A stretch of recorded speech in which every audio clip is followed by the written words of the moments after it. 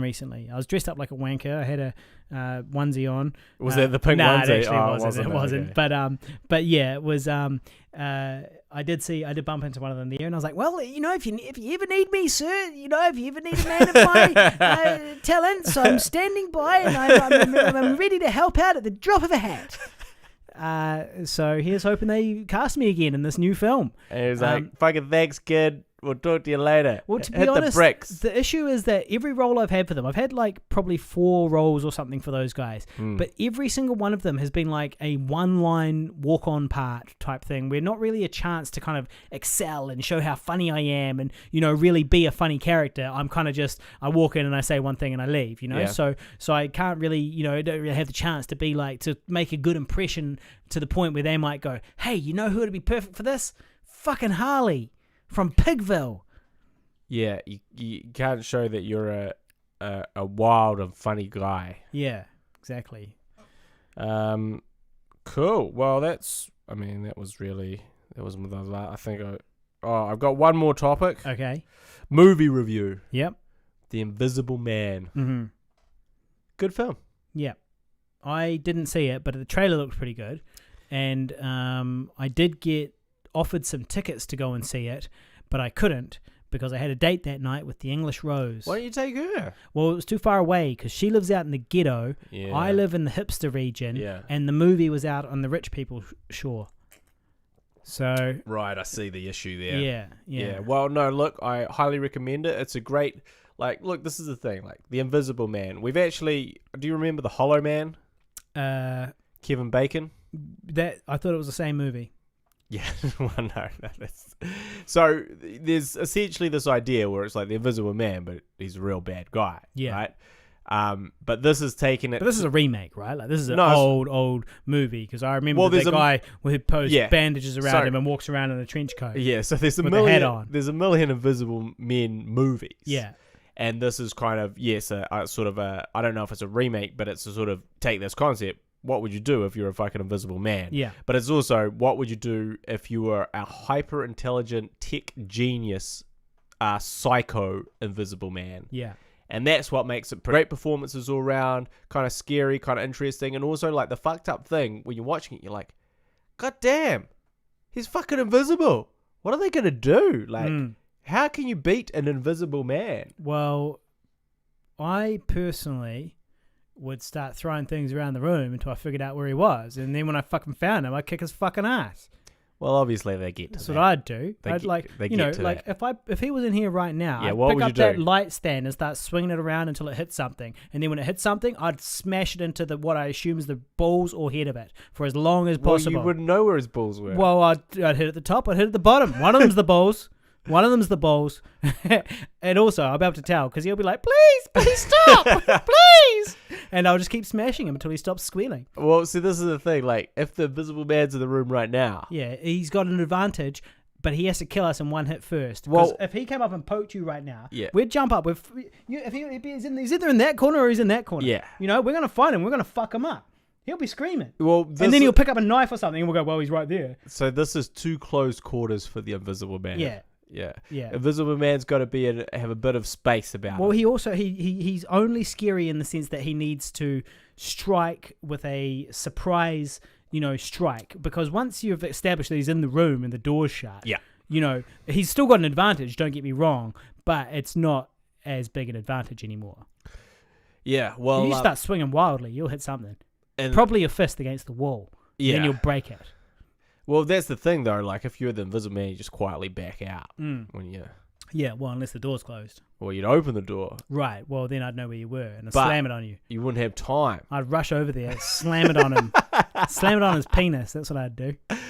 So, the Invisible Man, very cool concept, and, very cool ideas of how, you could utilize being invisible and not the most conventional ways, I suppose, and not the most obvious ways to kind of fuck up someone's life. So very cool. Highly recommend that. That's my movie review. I haven't seen it. Have you seen any movies?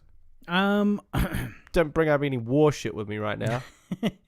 Actually, no, I haven't been watching too much. I did watch The Pharmacist on Netflix. That was pretty good.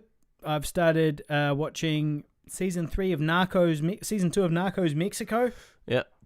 That's also pretty good. The Pharmacist is a documentary, isn't it? Yeah, it's a documentary about a pharmacist in America who noticed a spike in Oxycontin prescriptions with these young, healthy people who shouldn't need this ridiculously strong painkiller. Yep. And it turns out, well, this is not really a spoiler, this is kind of the setup. There is a doctor who's prescribing them willy-nilly, to make money. And this one normal citizen is kind of trapped between these big government agencies and this drug dealing doctor, and he's trying to expose them, but having all sorts of troubles. It's quite difficult till he got his documentary on Netflix. Yeah, then it solved it overnight. Yeah. That's how it works. You need something, get the publicity. Yeah, well, that's good. I was just I started watching Underground 6 or 6 Underground. Okay. Which is a new film by Ryan Reynolds, a Netflix exclusive. Yep. Which, to me, if we're not talking about documentaries, anytime you say Netflix exclusive, it's pretty you bad. might as well say a shite fucking film. Yeah. Now, this is by Michael Bay, well, director of Transformers, Bad Boys 2. So we're off to a bad start. We're off to a terrible start. A perturbing beginning. And it was so bad that I had to turn it off. Right. I had to clock out. Yeah. Because it was just so fucking dumb. Well, and not even the charisma and the jovial quips of Ryan Reynolds could save it. Right. From me wanting to fall asleep watching it. I remember a Netflix original, A Blind Place, starring Sandra Bullock. Bird Box. Yeah. That was quite good. Are you serious? I didn't mind it. I mean, we've been through this. We had this fight on the show already. Yeah. I didn't mind that. But you haven't seen A Quiet Place. Yeah, okay, I've only seen A Blind Place. You've only seen A Blind Place. So you're comparing. You can't compare. Yeah. I also will say that the new Final Fantasy VII remake is about to drop. They just released a demo. Yeah, right. Fond memories. Yeah. So the reason why I can't really compare that Sandra Bullock movie, right, is because I haven't seen the good version. Yeah. Yeah, which is similar to what happened to the natives on Easter Island. Rapa as it was known to them. They ran out of food. They chopped down all the trees, and then their descendants, who had to live off like rats and root vegetables, had no idea about the riches that the island used to have, because they, in their personal lives, had never experienced it. They grew up eating rats and basic vegetables, so they didn't know what they were missing. So that's like me. Why were there riches on Easter Island? Well, not riches, but as in before they cut down the trees, there was abundant food and so on. There was forests. There was enough to support a population. Yeah. But then what happened was they chopped down all the trees, and then so people had to start subsisting on rats and root vegetables, but for several generations. So they didn't know what they were missing out on. And that's you watching Bird Box. Exactly, and thinking Bird Box is good. A Blind Place is good compared to A Quiet Place, which I haven't seen, because I haven't. That's the issue. And the crazy thing is, there's another Netflix original, and I can't fucking remember the name of it, but it's basically the same premise as Bird Box and A Quiet Place. Yeah. It's just the same fucking film. Yeah. They made the film 3 times. Yeah. And 2 of them are a Netflix original. Well, there's plenty of room to explore this concept. The scary grass movie. Grass Monster. Yeah, what was that called? The Happening. M. Night Shyamalan. Yeah. The wind in the trees is going to blow the wrong way and make you want to kill yourself. And then we've got A Blind Place and A Quiet Place. Yeah. And then this other one. Fuck, I wish I remember the name of it. Yeah. I also will just quickly touch on one final story. Yep. I was purchasing something off Trade Me. I went round to that person's house. And I started chatting to them. They were both, that was a camera person. I'm a camera person in my sort of spare time. And I started talking to them. They were in their early 20s. Okay? Yeah. They ran a very successful business, mainly doing real estate videos. Mm-hmm. They were offered $120,000 to sell their business, which they refused. Yeah. I just want this to sink in for a little fucking second, okay? This guy's 22. Yeah. And he's like, 120 grand? Nah. I'm just going to keep it. Yeah. Because I'm making so much money that 120 grand to be bought out it's not at worth it. 22 years old doesn't seem worth it to me. Yeah. Well, he could be a big achiever. Most probably he didn't come from the hood like me, though. He didn't have to claw his way to that position. Most probably Daddy helped him go through university and all that stuff. Well, possibly. You know? But chances are he wasn't fighting on the streets. Just filled my heart with hate and envy. Yeah, those two. Hate and envy. Those two. That's what it filled my heart with, because I was like, wait, I'm 36. No one's offered to give me 120 grand for shit. Yeah. And if they did, I'd accept. Immediately. And not only that, he was like, we were just talking about hourly rates, and, I was just talking about being a cameraman off $50 per hour. He goes, bro. Yeah. He's like, bro. He's got the same gear as me. Yeah. I just said it. He was like, bro, you really need to up that. Yeah. And I was like, well, what are you talking about? He goes, I charge 120 per hour. Yeah. Not counting my gear. Yeah. He's like, you are the problem. He goes, Yeah. you are driving the camera rates down in Auckland. Right. And I was like, I am? He's like, yeah, bro. Yeah. You need to sort that. Yeah. And I was like, well, I'll just take my dumb ass away then. Thank you. Yeah. Got any other entrepreneurial stories that want to make me kill myself? Yeah. Or? Well, look, now that Pigville's a registered company and we're finally getting our shit sorted. Money's rolling in. And we've got a bit of content coming out, and we're going to hopefully create more content in the vein of like sort of short consumable content that we can put out that people can consume straight away and come back for more of, at some point in the future, and get that recurring income from those things. Had a new idea. Yeah, what's that? God, I can't believe we're going to say this. Okay. Don't worry, it's the end of the show. Nobody's here anymore. The Holocaust sessions. Okay, alrighty. So, obviously... the Holocaust sessions. Is that... Yeah. No, obviously it was going to be called something like Surviving a Zombie Holocaust or something like that. Yeah. So the idea is... at first I thought that I would just dip into all the old I Survived a Zombie Holocaust interviews that we shot. Yeah. That talk about making the film. Yeah. Which is interesting. But then I was like, no. That sounds like too much work. Yeah. What would be better? We'll reshoot all these interviews. As if I do a sit down every week or weekly or bi-weekly or something like that.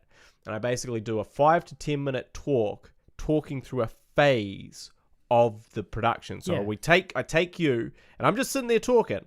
And I take you from how the film got up, how the film got made, the making of it, bit by bit, how the film came out, every single element, and like it's a confessional. It's like, hey man, this was what happened to me.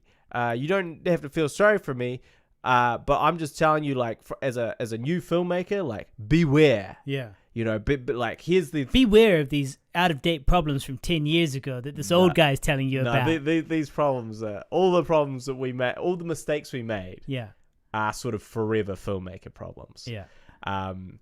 And so it would just be that sort of episodic thing. It'd be like a confessional diary of sorts.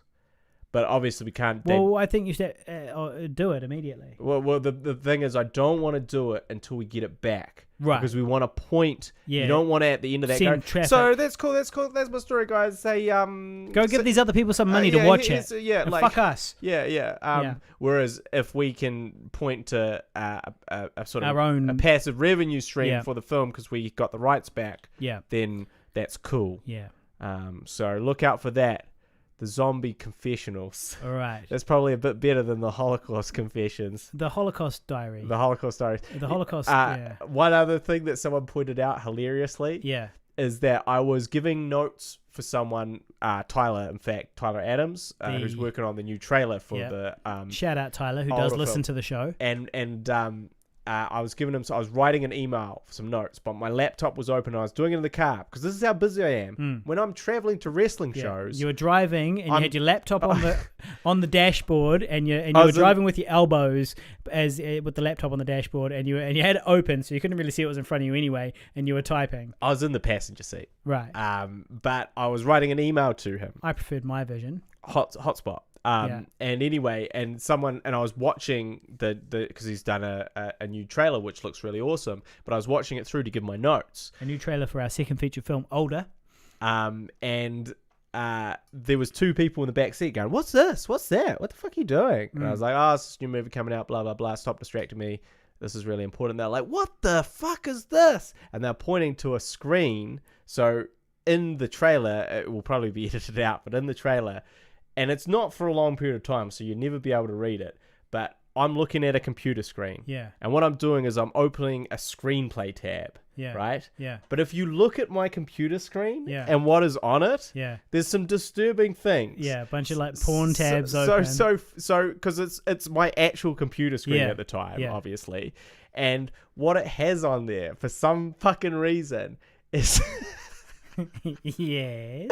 So first it's got like Guy and Harley web something. Right. Right. Yeah. That's just a little nod for the Yeah. fans. Yeah. That's all fine. That's fine. No one's Yeah. going to care about Yeah. that. Yeah. But then also, there is another section of it which literally says something like, Yes.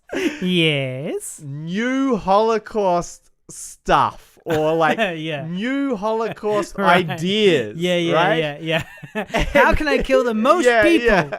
And so essentially, obviously, what that implies, if you were just to like pause it and read Yeah. it, is like this guy is a Total psycho. a horrific, racist, anti-Jew, like Nazi sympathizer. Yeah. That's my character. Yeah. But actually, and because it's been condensed, it's like news. It was really said new zombie Holocaust ideas.